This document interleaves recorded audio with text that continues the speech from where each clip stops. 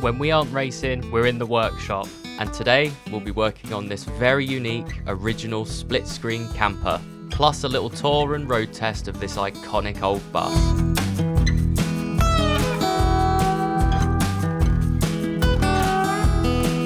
That looks good, doesn't it? It sort of grows on you. I'd have it in my car collection. I don't think I'd ever use it. What I do like is that's Porsche 356 headlights in that. No way. Yeah, these are Porsche 356 headlights turned 90 degrees. So they're exactly the same as the headlights in the Porsche 356. But is that a factory Volkswagen thing, or is that a modification? No, that's a factory Volkswagen, that's it, yeah. So those are the exact same lights they use in the Porsche 356, but cost a quarter of the price. So that's a tip for anyone with a 356. Buy camper van headlights. Right. I think it's a 61, 62.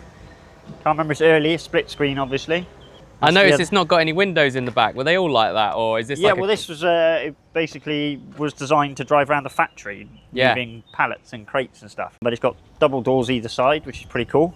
The wheels are amazing. Yeah, split rim, billet, custom rims on it. The downside is they take quite a flat, wide tyre, and the steering geometry doesn't like that one bit. When you steer, it lifts the wheel off the ground because it's supposed to have narrow, skinny tyres on it.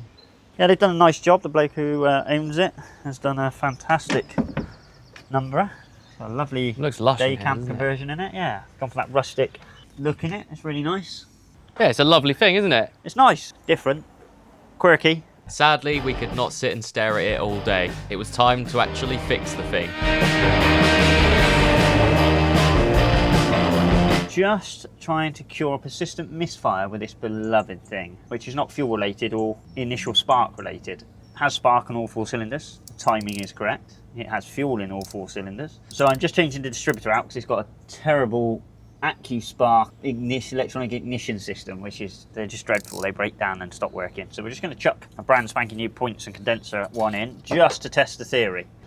Right, these are offset keys. So if you look at the bottom, it's not quite in the center.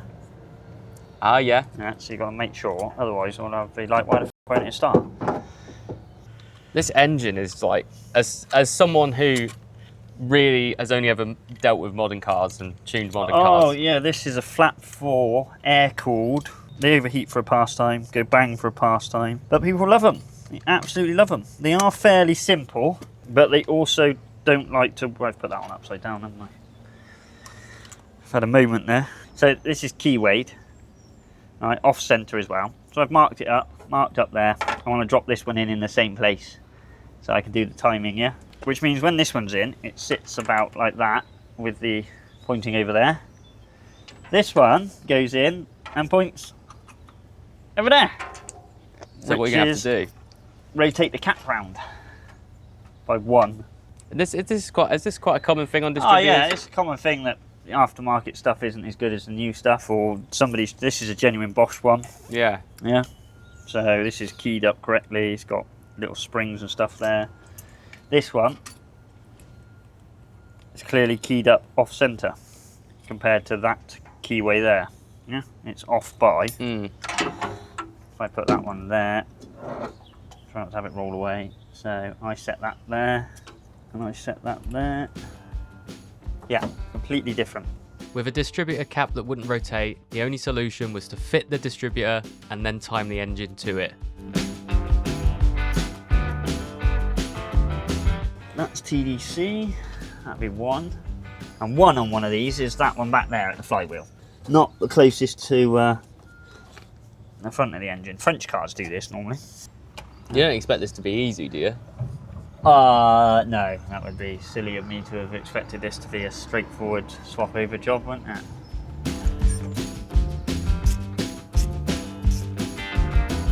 One, then that one, which is on there, then firing is 1, 4, 3, and then back to firing 2 over there. Left-hand drive. Left-hand drive.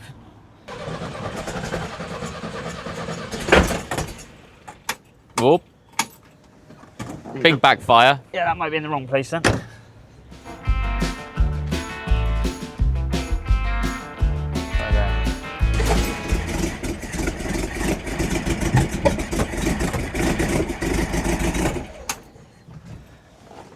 A bit more. She's nearly there. She's nearly there. She's nearly there.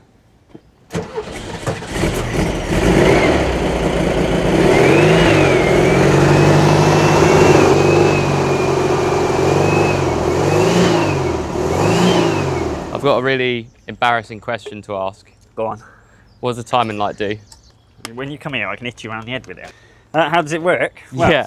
you clip it onto your power source at that end. You take your induction coil here, and that goes over lead number 1 towards the plug, which is not that one, if I make a mistake and wonder why the timing's completely out yet, it's still running. Done that before. And every time it fires the spark plug, it will flash up a light on here when I point it there, and it'll also tell me the degrees of ignition advance and the RPM of the engine. And then I can advance it, so if it's flashing up and it's at 20-ish degrees, I can press this button until I get to 20 degrees and it'll move the light to be in line, so you can confirm by reading the numbers on there how far out you are. It's quite fascinating. That's such a clever thing. So it will just pick up what's happening from the lead. An induction coil, yeah. Wow. This also looks like a 1980s like gun for This like is an arcade new. machine. This is fairly new. Yeah, this is my trusty cool. one that works occasionally. Right, do you want me to go fire it up? Yep, fire it up. Ooh, this is nice. See the flashy white light? Yeah. So, there's our top dead centre mark. So we can see the white mark back here. And if I go up, 10, 12, 13, 14, 15, 18 degrees advanced it's running at tick over. So I need to come back a little bit. So it's about 11 or 10. So I got 9 on there, 10 on there, 11, there we go. I want it there. So we're running 11 degrees of advance on the screen. Yeah. Which is now flashing up about top dead centre.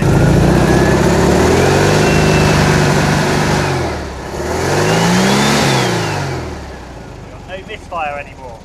So that tells us that this is playing up. With the engine timed and happy once more, it was time for me to experience the oldest car I'd ever ridden in. Oh, I'm excited. Where's my seatbelt? Yep. Yep. Seatbelts weren't a thing when this was Seatbelt's built. optional. Seatbelts didn't exist, did they? Oh, the carpet's lush. Hessian sack. I thought I'd be right up your street. Yeah, really, that's like well nice. It's new like age a hippie that you are. yeah. It's like a wicker basket. No window wideners. You've got to slide the windows back yourself. You've got to take this little thing off of here. I can't remember how to get into it. I'll edit this to make it look like you did it in 2 seconds. Yeah, not a chance. Oh yeah, like up. Right. Now, because it's a bay window. There we are. What? Go for a little drive down the road. Look at that. Have you got your safety goggles on, yeah? Yeah, I got my sunglasses on, haven't I? Oh my god, I'm so scared.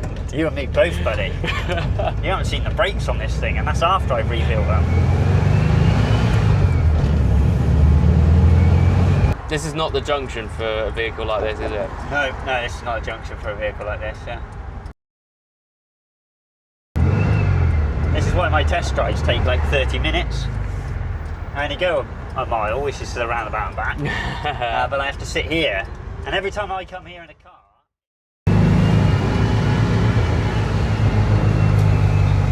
Oh yeah, they were braking. I should have thought about that 20 minutes ago. Well, it sort of moves around a bit, doesn't it, when you brake? Yeah, well, really bad brakes. They work now though, that's the important thing, they work. They never worked when I first had it at the beginning of the year.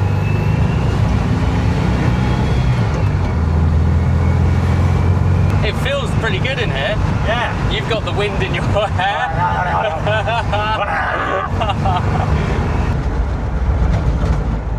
There's a lot of movement under braking. Oh, they're terrible for it. Yeah, there's no misfire, is there? No, it pulls really strong.